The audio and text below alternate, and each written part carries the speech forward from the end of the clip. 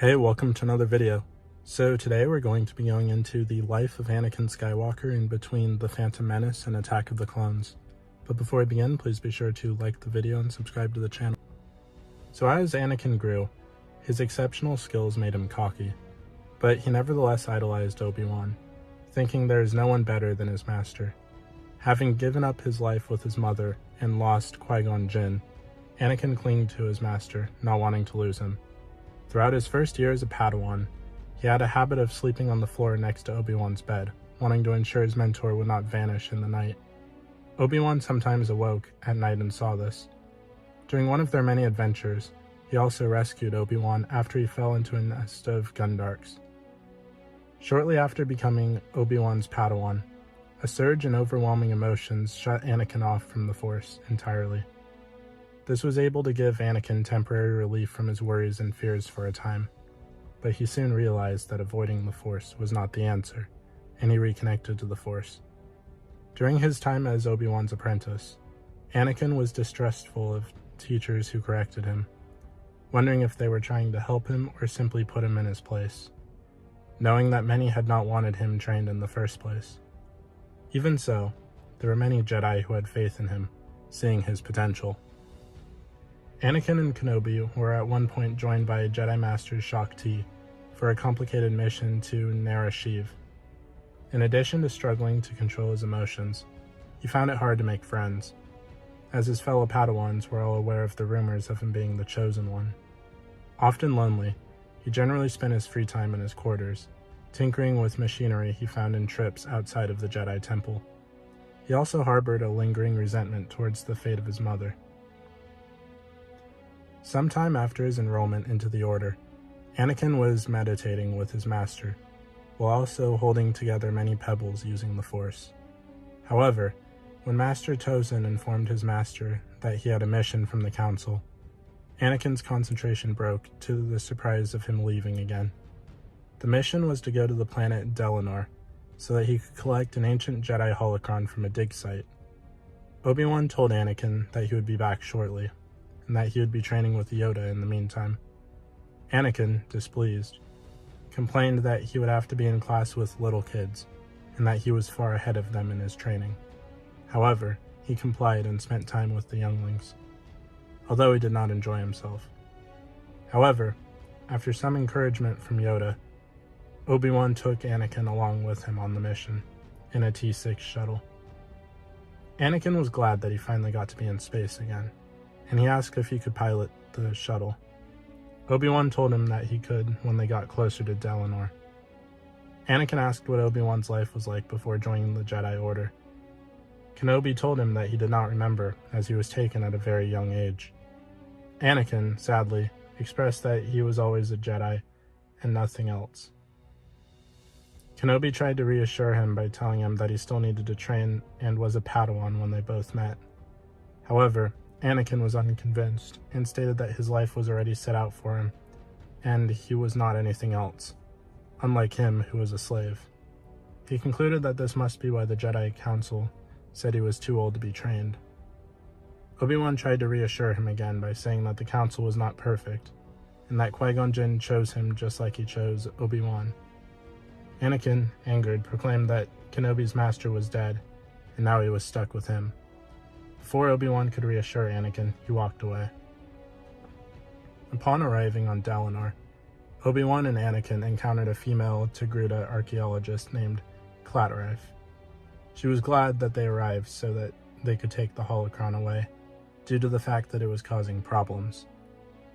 She explained that the local pirates wanted to get it, and she had to hire local guards to keep them at bay. Kenobi ordered Skywalker to stay outside and keep watch, while he and Clatterife went inside the facility to obtain the holocron.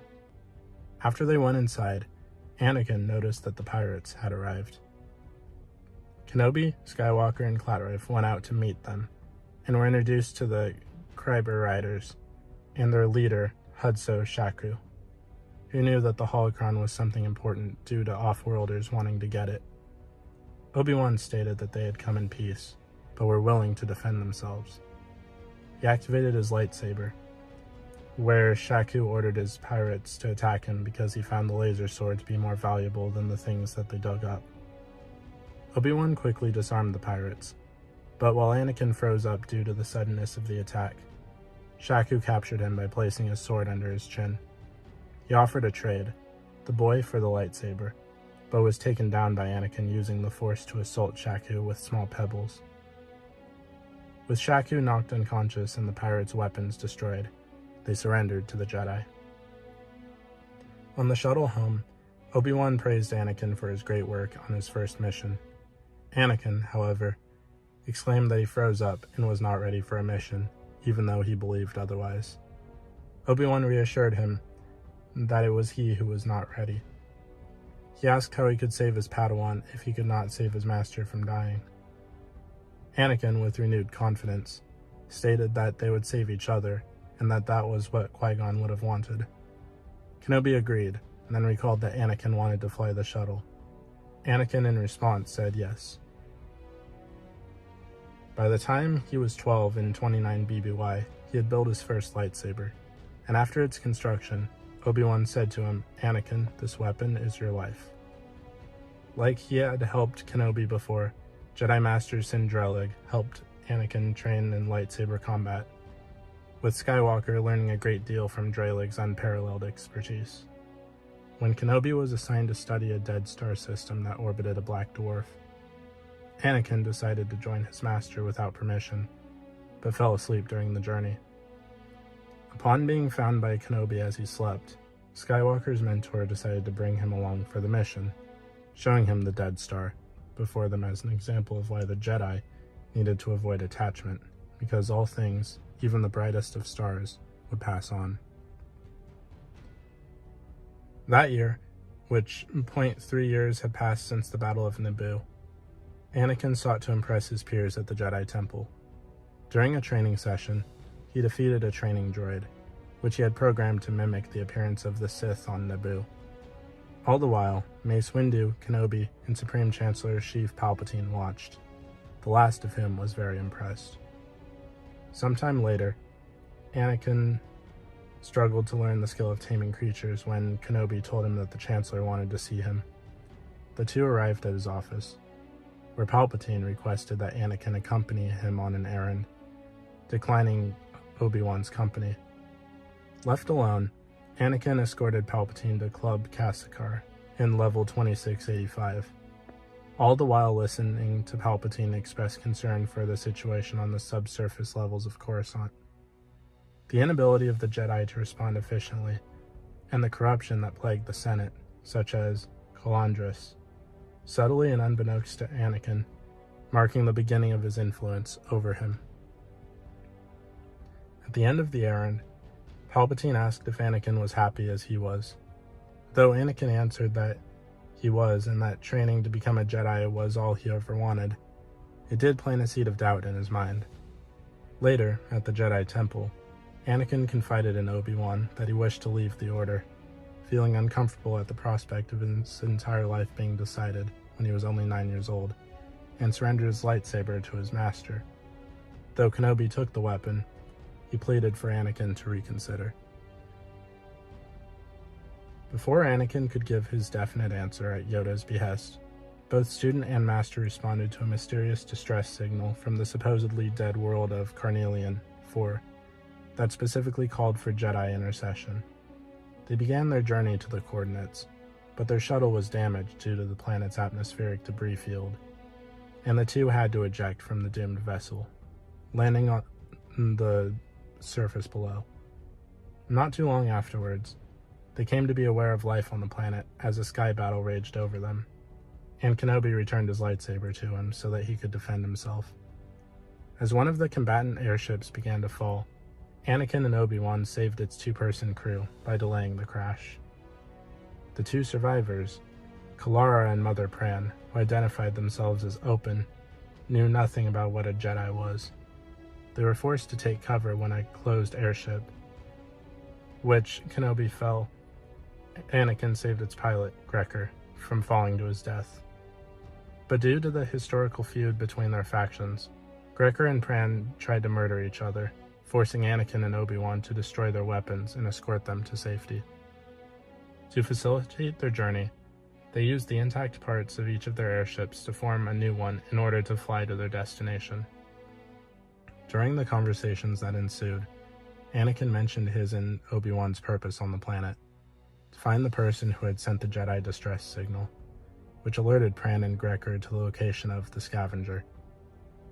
During the journey, Kalara told Anakin about the mysterious kites, before noticing that he was good at fixing things, as he made an adjustment to his lightsaber.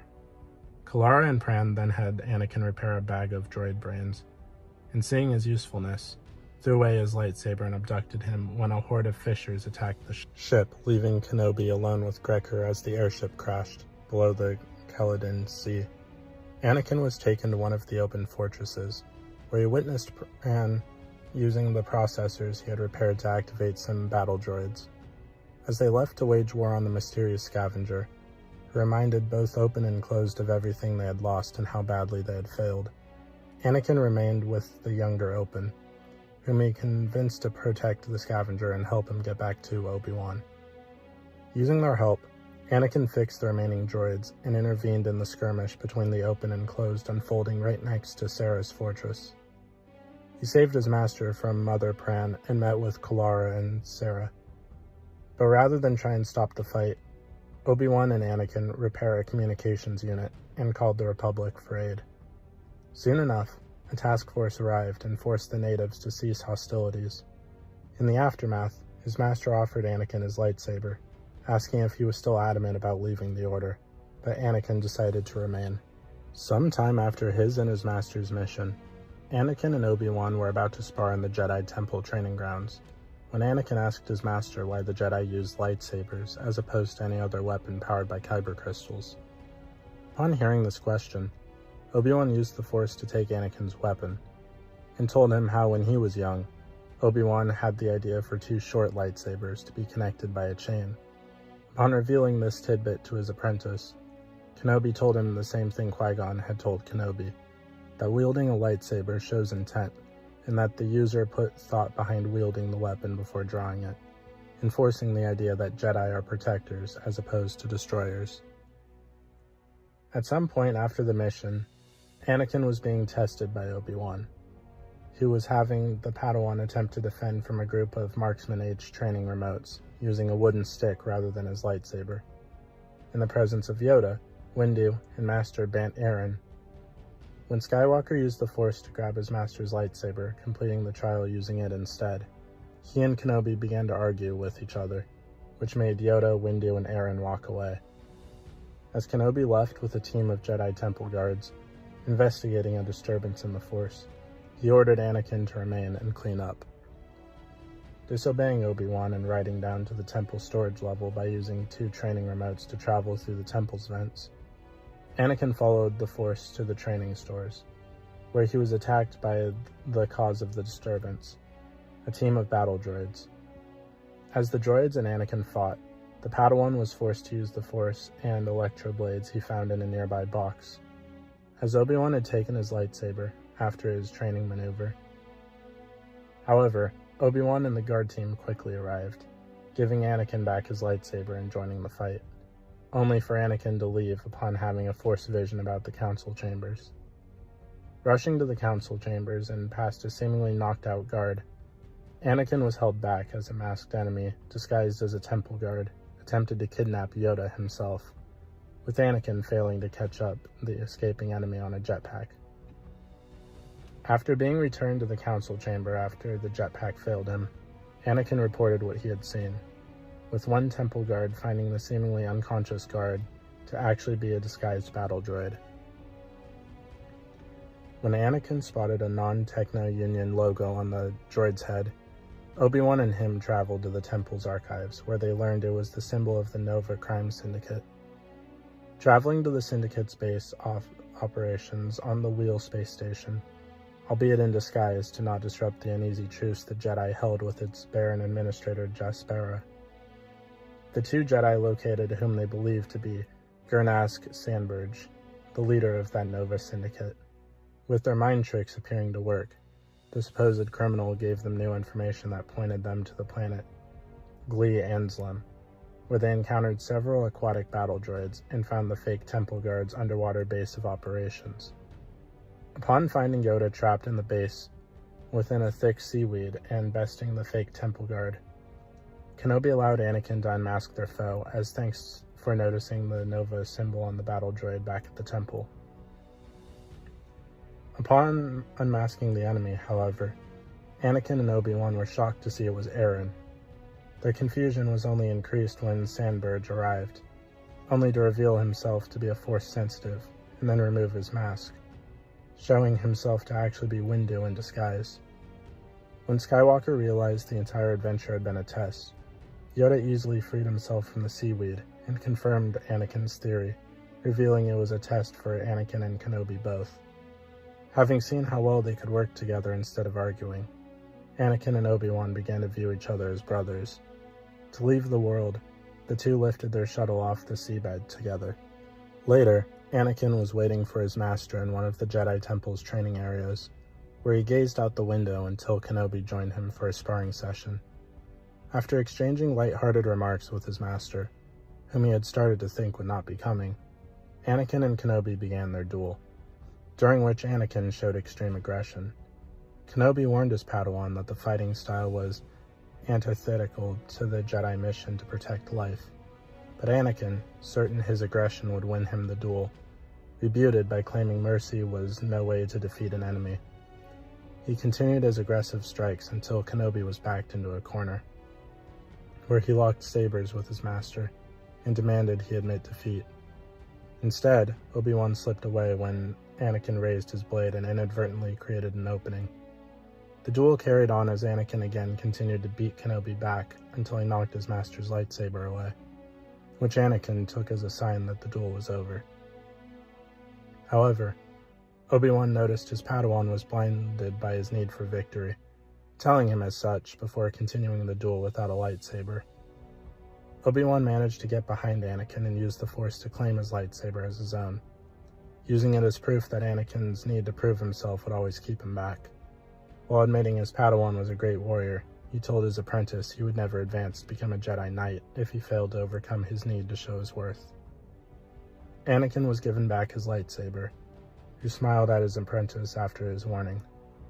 Anakin then followed Obi-Wan out of the room, both men remembering the training sessions for years to come. At some other point, Anakin and Obi-Wan were also involved in a mission in Terrace, to which Anakin worked on the Razboen high encryption comlink. But that is all we know about what happens between The Phantom Menace and Attack of the Clones for Anakin Skywalker. So what'd you guys think? Please let me know in the comments down below. If you haven't already, please be sure to like the video, subscribe to the channel, and consider sending a super thanks if you wish to further support the channel.